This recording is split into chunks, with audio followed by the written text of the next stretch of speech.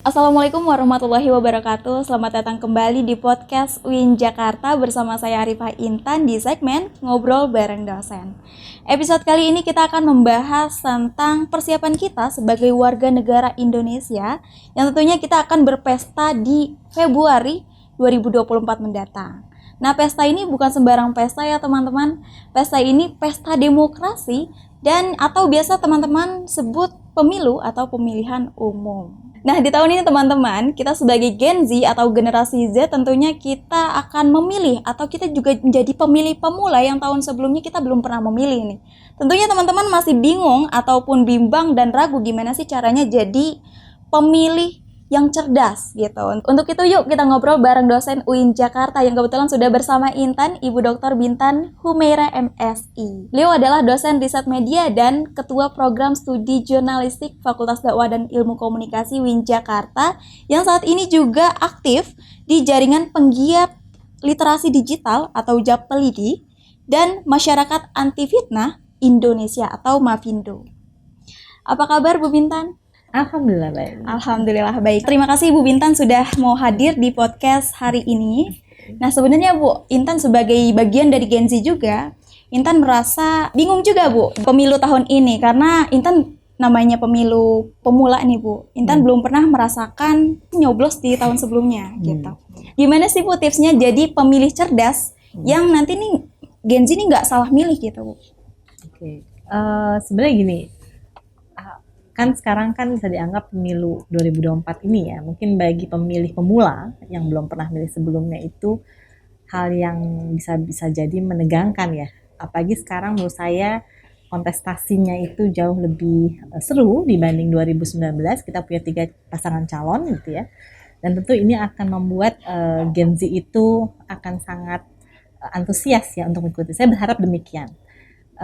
Tapi kita juga nggak pungkiri bahwa Gen Z ini yang memang baru memulai pasti akan mengalami kebingungan nih, gitu ya. Seperti apa nih atau calon seperti apa nih yang dibutuhkan sama mereka, gitu. Kalau ditanya gimana ya caranya, kalau menurut saya yang paling penting adalah tentu kita harus punya sikap kritis nih yang pertama. Kenapa? Karena tentu untuk membuat keputusan atau membuat pilihan itu kan perlu informasi, gitu ya. Kita perlu memahami situasi atau pasangan calon yang akan kita pilih, terutama terkait dengan gagasan atau idenya. Dan sikap kritis ini menjadi penting nih, Tan. Kenapa? Karena disitulah kita bisa melihat dengan jelas, gitu ya, dan sekaligus juga melakukan kritik misal terhadap apa yang terjadi selama ini dikaitkan dengan tawaran gagasan yang mereka berikan sebagai paslon.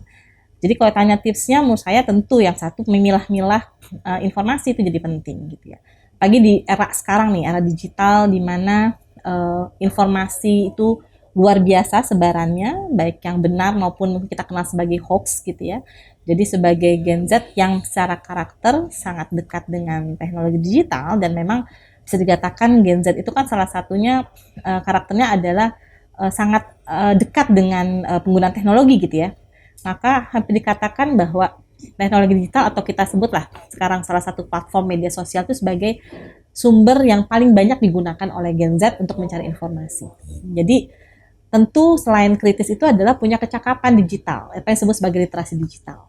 Jadi nggak cuma tahu tentang platformnya, tapi cakap secara digital. Apa sih cakap digital itu ya? Dia mampu menggunakan, dia juga pandai mengenali potensi-potensi dari apa yang mereka lakukan. Misalnya, oke, kita ngomong di sosial media gitu, di media sosial, tapi kan ada potensi bahwa omongan kita itu juga punya punya kemungkinan gitu ya akan menjerat kita kalau kita salah bicara atau kita salah menyampaikan gitu. Atau sebaliknya, kita juga kemungkinan bisa tersesat karena sosial media itu semua orang bisa ngomong apa saja gitu kan. Sekarang waktunya di mana media massa tidak menjadi satu-satunya saluran informasi gitu. Jadi tentu yang tadi Intan bilang, menjadi pemilih cerdas, pemilih yang kritis gitu ya, pemilih yang cakap secara digital, melek media gitu, dan mampu mencari informasi dengan tepat, mengidentifikasi mana yang benar dan mana yang tidak gitu. Itu menurut saya modal awal tuh untuk membuat sebuah pilihan gitu. Baik Bu, karena Ibu menyinggung juga tadi tentang informasi hoax dan gimana sih caranya kita sebagai Gen Z itu mampu mengidentifikasi itu ada tipsnya nggak dari Ibu? Gitu. Oke, gini, saya mau sedikit agak menjelaskan kenapa apa sih yang disebut sebagai hoax gitu ya. Sebenarnya hoax itu kan terjadi karena ada celah pengetahuan, ada celah pemahaman. Apa tuh celah pengetahuan dan pemahaman itu? Karena antara yang kita mungkin sudah ketahui gitu ya, tidak sama dengan apa yang sebenarnya terjadi gitu ya.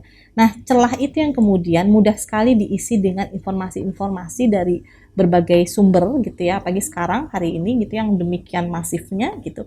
Dan kemudian yang tidak dibekali dengan kemampuan mengidentifikasi itu kan mudah sekali menganggap itu sebagai sebuah kebenaran. Apalagi misalnya kita mengenal salah satu fenomena di era digital ini adalah yang disebut sebagai echo chamber gitu ya. Kita kerja algoritma itu kan membuat kita selalu disuguhi oleh informasi yang kita sukai, yang sesuai dengan preferensi kita, hingga kita seakan-akan mendengar gaung kebenaran itu gitu ya, gaung suara kita itu sebagai sebuah kebenaran dan menutup kita dengan melihat informasi lain yang berbeda sama kita. Nah, artinya di sini kan kemampuan kita mengenali hoax itu juga perlu diimbangi dengan kesadaran gitu untuk kita mencoba untuk melihat informasi di luar dari preferensi kita untuk menjadi pembanding. Nah, ini kadang-kadang yang menjadi sulit ya di era digital sekarang ini. Kalau di dalam kerja Mavindo misalnya, kita kemarin misalnya sebelum pemilu ini, kami melakukan yang namanya pelatihan terkait dengan tular nalar, kita sebutnya gitu. Ada program tular nalar kaitan dengan memberikan penginderaan hoax, kita menyebutnya begitu. Nah, apa sih penginderaan hoax? Itu seperti kita mencoba mengidentifikasi potensi hoax di sekitar kita gitu. Yang perlu kita kenali kan bahwa gini, hoax ini kan sebenarnya informasi yang bisa saja memang misinformasi atau memang sengaja dibuat keliru gitu, disesatkan, yang bisa mengandung 3 kacau gitu ya. Kalau dalam kami menyebutnya ada kacau ide, kacau isinya, kemudian membuat kacau diri, dan bahkan sampai ke kacau emosi gitu. Kacau isi jelas sering banget dipelintir ya, isinya dipelintir atau dibuat memang keliru dengan sengaja gitu ya. Kemudian kacau diri adalah misalnya seringkali kita juga melihat informasi itu yang menyerang sosok tertentu gitu, subjek tertentu gitu kan. Atau misalnya kita memarginalkan kelompok-kelompok tertentu, atau yang kemudian memunculkan juga kacau emosi yang menimbulkan rasa marah, ketakutan, bisa jijik dan sebagainya, prasangka dan sebagainya ya. Jadi nah, di situ menurut saya literasi terhadap potensi-potensi hoax itu menjadi penting tuh gitu. Makanya kalau tadi misalnya Intan berkata gimana cara mengenali hoax gitu ya, yang paling penting adalah kita tahu betul tuh bahwa hoax itu terjadi karena kita itu punya kesenjangan informasi. Jadi tentu yang di sini yang dibangun sikap kita lebih kritis terhadap informasi, dan tentu melihat tidak hanya dari satu sumber nih. Kita perlu mencari sumber-sumber lain, gitu kan? Jangan hanya menggantungkan pada satu sumber yang kita sukai karena itu cocok sama kita, tapi kita perlu juga melihat pemikiran-pemikiran lain di luar pemikiran kita. Itu yang kedua. Yang ketiga menurut saya adalah tadi kenali potensi dari dampak hoax itu apa, hingga kita juga lebih hati-hati gitu dalam berbagi informasi. Misalnya di mana di grup WhatsApp misalnya gitu ya. Semua informasi yang masuk ke kita kenali tuh. Kira-kira masuk akal nggak? Logis nggak? Atau kalau perlu kita browsing juga. Apakah betul informasi itu sedemikian rupa gitu kan? Nah, itu untuk kalau kita kelihatan bahwa dalam tendensi isinya itu cenderung menyerang kelompok tertentu, membuat prasangka, menimbulkan samarah, kita udah harus warning tuh. Jangan langsung di-share di grup gitu ya, atau ke tempat lain gitu. Artinya kita lihat nih bahwa informasi ini tampak punya potensi untuk membuat keresahan, kemarahan dan sebagainya. Jadi kesadaran dan kepekaan terhadap informasi itu yang perlu kita bangun sebenarnya gitu. Baik. Nah, lanjut ke pertanyaan selanjutnya nih Bu. Menurut Ibu seberapa pengaruhnya sih suara Gen Z nih Bu? Karena jujur aja Bu, di sekeliling Intan mungkin mereka bercanda nih Bu, tapi mereka bercandanya tuh mau golput gitu Bu. Jadi gimana pendapat Ibu tentang hal itu gitu? Memilih atau tidak memilih itu pilihan dua-duanya gitu ya. Tapi kalau kita lihat betapa pentingnya Gen Z sekarang, penting banget. Kalau data dari KPU itu kan pemilih muda sekarang ini, pemilih muda itu masuk Gen Y dan Gen Z ya, milenial dan Gen Z itu kan lebih dari 50%, kalau nggak salah 55% gitu ya. Dan dari 55% itu Y itu generasi milenial itu sekitar 33% jumlahnya. Sedangkan Z itu sekitar 22% gitu. Artinya potensial luar biasa nih. Pemilih pemuda di tahun 2024 itu bisa dikatakan mendominasi dari daftar pemilih tetap gitu ya. Nah, dan melihat jumlahnya itu kan berarti sangat signifikan. Kita bayangkan bahwa pemilu itu kan kita dalam rangka mendukung demokrasi di Indonesia gitu ya. Kita memilih pemimpin yang kita berikan amanah gitu ya, menjadi pemimpin kita, sekaligus membuat policy, membuat kebijakan. Nah, bayangkan kalau kita tidak menggunakan hak suara kita untuk melakukan pilihan gitu, padahal kita berharap bahwa kita akan mendapatkan kebijakan yang berpihak sesuai dengan kita, kan jadi nggak masuk akal gitu ya. Kita nggak mau milih, tapi kita pengen kebijakan itu berpihak pada kita, dan kita marah kalau nanti kebijakan tidak berpihak pada kita atau tidak sesuai harapan kita. Jadi menurut saya satu suara itu penting, karena satu suara begitu di kolektif itu akan membuat suara yang besar yang akan mengarahkan pada satu, misalnya ya, satu sosok pemimpin tertentu yang memang kita harapkan sesuai dengan apa yang kita inginkan kan, gagasannya, idenya yang ditawarkan sesuai dengan apa yang kita inginkan gitu. Jadi kalau misalnya golput tapi kemudian menuntut, menurut saya jadi nggak fair dong, gitu kan. Jadi pertama itu penting karena menentukan siapa yang akan memimpin kita dan siapa yang akan membuat policy gitu. Jadi menurut saya gunakan itu sebaik mungkin. Bagaimana dengan yang golput? Iya memang itu sebuah pilihan, betul gitu. Tapi baik lagi ya, menurut saya pribadi, kalau kita memang menginginkan bahwa kehidupan itu jauh lebih baik misalnya, atau kita pengen apa yang menjadi keinginan kita, harapan kita dibawa oleh pemimpin kita, ya kita titipkan itu kepada pemimpin yang kita pilih gitu. Kalau kita nggak milih, terus kita berharap bahwa orang yang akan memimpin kita itu sesuai harapan kita, rasanya juga tidak masuk akal. Gitu. Ya, baik, baik Bu. Nah, baik, itu dia. Jadi jangan golput ya teman-teman. Baik, lanjut. Apa dan bagaimana seharusnya Gen Z ini berpartisipasi aktif di pemilu 2024 ini, Bu? Misalnya di media sosial untuk ikut serta menyebarkan pemilu damai tahun ini, Bu. Oke, kalau melihat jumlah pengguna internet Indonesia yang sangat tinggi gitu ya, dan diantaranya adalah berusia muda, apalagi Gen Z ya, kita menyebutnya digital native kan, yang sejak lahir memang sudah tumbuh bersama teknologi gitu ya. Bisa dikatakan kehidupan hari-harinya nggak jauh ya namanya sosial media gitu. Maka itu sebagai tools yang sangat signifikan buat dia berbagi pandangan gitu. Artinya gini, kalau pandangannya buruk, jelek, ya artinya kontribusinya ya akan jelek gitu. Tapi sebaliknya, bayangkan kalau dia mampu memberikan pandangan yang positif, memberikan muatan konten yang positif mengarahkan pada tadi ya, literasi tentang pemilu atau mengarah pada pemilu damai, kan luar biasa dampaknya. Gitu ya. Dengan generasi muda yang jumlahnya banyak, apalagi sekarang dikatakan bisa dominan dalam pemilu tahun ini gitu misalnya, maka kalau semua Gen Z gitu ya, kemudian menggunakan media sosialnya untuk menyuarakan hal-hal yang positif gitu ya, mengarah pada literasi yang sehat gitu ya, kira-kira kayak gitu, itu kan dampaknya akan sangat signifikan, akan sangat menular gitu ya. Bayangkan kalau misalnya satu Gen Z itu, satu orang deh, memiliki taruh saja 100 followers gitu ya, dan kemudian dia menyampaikan sebuah hal yang positif, konten yang positif tentang pemilu yang mengarah pada kebaikan misalnya, maka akan dibaca oleh 100 orang. Dan 100 orang itu kan punya teman juga kan? Iya, Bu. Ya, artinya ada, tidak hanya duplikasi pesan, tapi ada multiplikasi pesan gitu ya, akan luar biasa kalau pesan itu positif. Sebaliknya, kalau pesannya negatif, prasangka, kemarahan, apalagi misalnya memang sengaja untuk disesatkan, berapa kelipatannya yang akan terjadi pada pesan-pesan negatif gitu. Ya kan, itu menurut saya yang bisa dilakukan oleh Gen Z dengan menggunakan kapasitas yang memang dia lebih melek teknologi untuk menyuarakan, untuk membuat konten-konten yang positif di sosial media mereka. Gitu sih menurut saya. Baik. Kalau lewat kampanye nih Bu, kampanye di media sosial itu kan lagi ramai banget ya Bu. Para capres dan cawapres bahkan ada yang ikut live gitu Bu. Yes. Ya.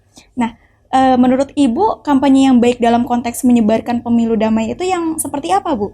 Karena kan sebagai Gen Z kita juga harus bisa mempelajari dan menanggapi untuk bagaimana menentukan pilihan kita gitu. Kalau ngeliat fenomena sekarang ya, kita melihatlah macam-macam gaya kampanye. Tapi saya lebih sarankan bahwa tentu kalau kita milih pemimpin, yang akan kita titipkan harapan, akan membuat policy kebijakan, maka kita tentu melihatnya gagasan dong gitu ya. Ide apa yang tawarkan, program apa yang dia sampaikan untuk 5 tahun ke depan gitu ya. Jadi tentu yang harus dilihat aspek itunya gitu ya. Kita juga tahu ya dalam rangka kampanye not hatian itu kan orang menggunakan banyak cara, gimmick-gimmick, mungkin apapun lah ya yang dilakukan seperti kita lihat sekarang. Jadi kalau saran saya tentu buat pemilih pemula atau Gen Z ini harus tahu persis bahwa yang kita cari adalah pemimpin yang bisa membawa aspirasi kita, yang bisa membawa gagasan Indonesia lebih baik ke depan gitu. Kita punya 3 paslon menawarkan banyak keragaman gagasan nih. Tinggal pilih aja mana yang sesuai sama kalian gitu. Mana yang sesuai sama kamu. Apa yang kamu harapkan tentang Indonesia yang ditawarkan oleh salah satu paslon gitu ya. Itu yang pertama.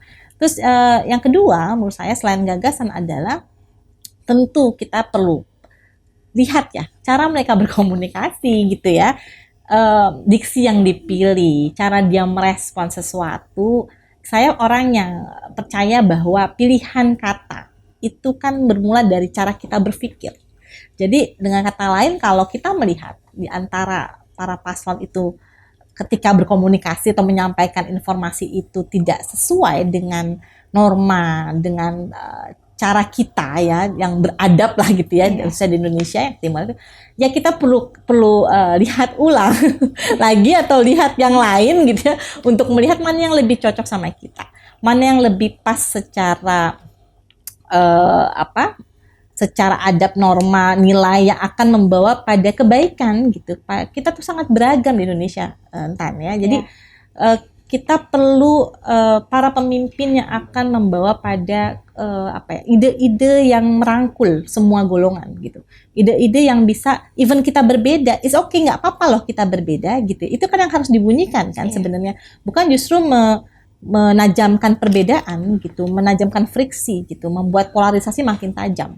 Membawa isu-isu yang sebenarnya nggak perlu dimunculkan, misalnya seperti kita tahu lah isu agama yang justru dibikin semakin tajam, atau isu-isu ras atau kesukuan dan sebagainya gitu. Jadi kita perlu lihat juga tuh dari cara mereka berkomunikasi, menggunakan diksi apa, kata-kata yang disampaikan gimana, mengarah pada kebencian atau justru perdamaian, mengarah pada yang sifatnya merangkul pada keragaman atau justru berpihak pada kepentingan kelompok tertentu. Ya itu yang menurut saya yang perlu dikenali gitu oleh pemilih sekarang, terutama Gen Z gitu. Baik, Bu. Nah, terakhir nih Bu, apa sih harapan Ibu untuk Gen Z, terus masyarakat UIN, Sivitas Akademika UIN Jakarta, dan juga masyarakat se-Indonesia yang akan melaksanakan pemilu di tahun 2024 ini, Bu?